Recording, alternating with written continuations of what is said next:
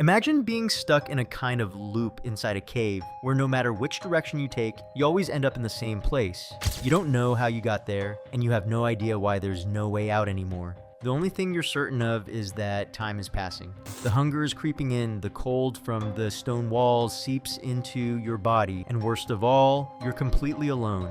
That's exactly what happened to a man who set out with his children on what was supposed to be a simple cave exploration trip. Driven by a fascination with the underground world, what started as an innocent family adventure quickly turned into a nightmare. Trapped for hours in an endless loop inside the cave, by the time his family realized something was wrong, it might have already been too late.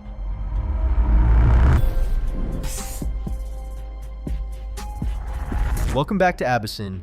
Get comfortable, because today we're diving into another story of cave exploration that went terribly wrong. If you enjoyed this video, don't forget to subscribe. It really helps me keep bringing these stories to you. It was May 25th, 2003, a bright and sunny Sunday. Perfect for the outdoor adventure Chris Molyneux had planned with his family. At 36 years old, Chris considered himself a seasoned caver. He had explored numerous lava tube caves across Washington state. A previous trip with his kids to the well-known Ape Cave had sparked a shared fascination with the subterranean world.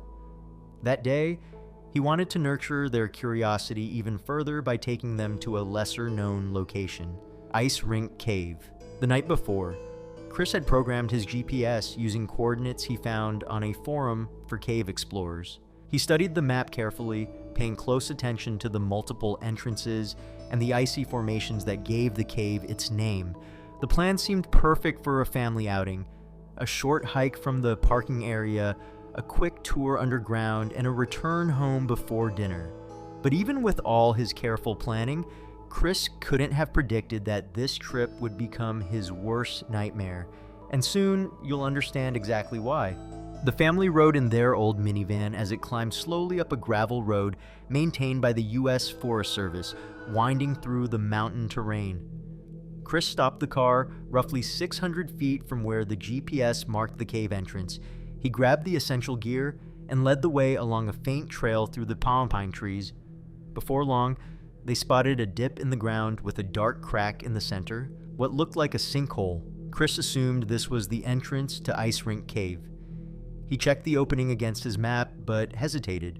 The diagram showed several possible entrances, and he couldn't say for certain which one this was. Still, the weather was perfect. The kids were excited, and he trusted his experience. He adjusted his helmet, switched on his headlamp, and double-checked his gear pouch, which held 2 backup flashlights, spare batteries, and the folded cave map.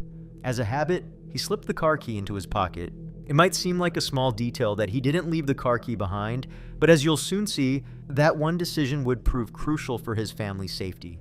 Chris chose to enter the cave alone first, to make sure the path led to the main chamber with the ice formations. The entrance narrowed quickly, and with every step, the air grew colder.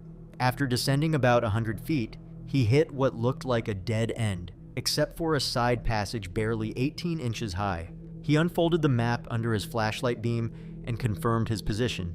This was likely the west entrance. If he was right, he just needed to squeeze through that passage, follow a short tunnel, and it would lead him to the larger entry point where the ice was. It seemed like the perfect route for his kids to explore safely. Crawling on his hands and knees, Chris pushed his pouch ahead of him and squeezed into the narrow space. On the other side, he emerged into a wider tunnel that stretched both left and right.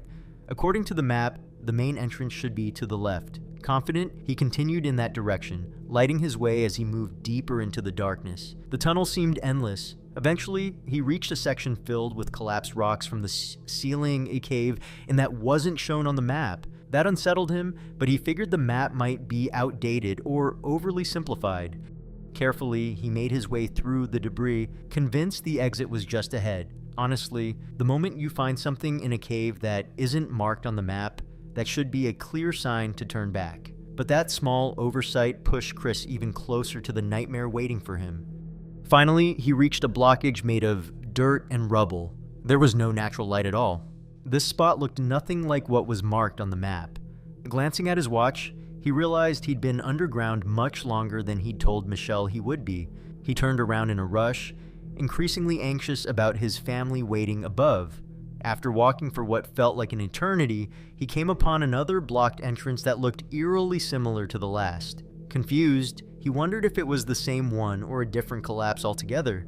Kneeling, he marked an X in the dirt with his finger. He turned around and walked in the opposite direction, counting his steps.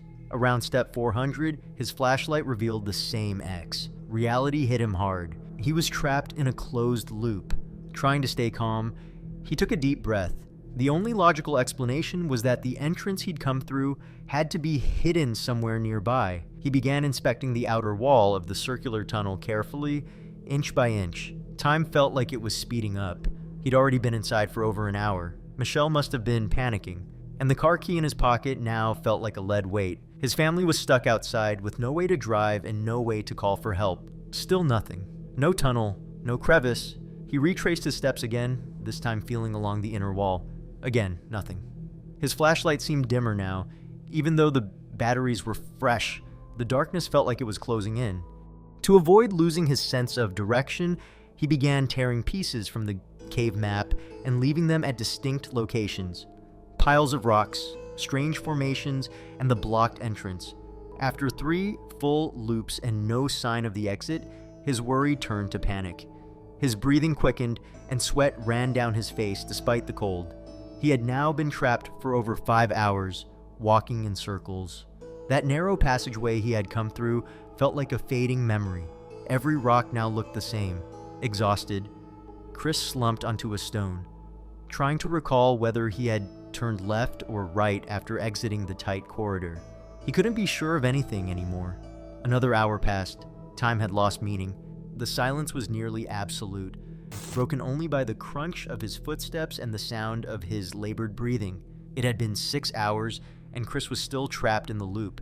That's when he had an idea, something he hadn't tried yet. He returned to the site of the collapse, this time crawling close to the floor, inspecting every inch of the lower wall. About 50 feet from the blockage, he noticed a subtle change in shadow. He crouched lower.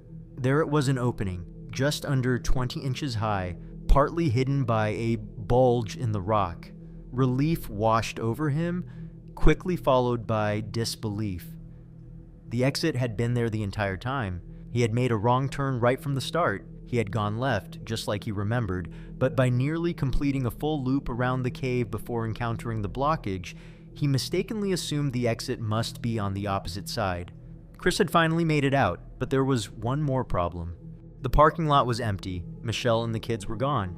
Chris stood in the stillness of the mountains, overwhelmed by the weight of what had almost happened. He later learned that, terrified by how long he had been gone, Michelle had made a tough call. She took the kids and hiked back to the road. There, she flagged down a passing vehicle and got a ride to the ranger station to get help. She returned with the rescue team just as Chris was emerging from the cave. His 6-hour ordeal was finally over. And something interesting happened afterward. The formation earned a new nickname, Minotaur Cave, a dark reference to the maze that had nearly become Chris's tomb. I can't help but wonder, what if he hadn't gone into the cave alone?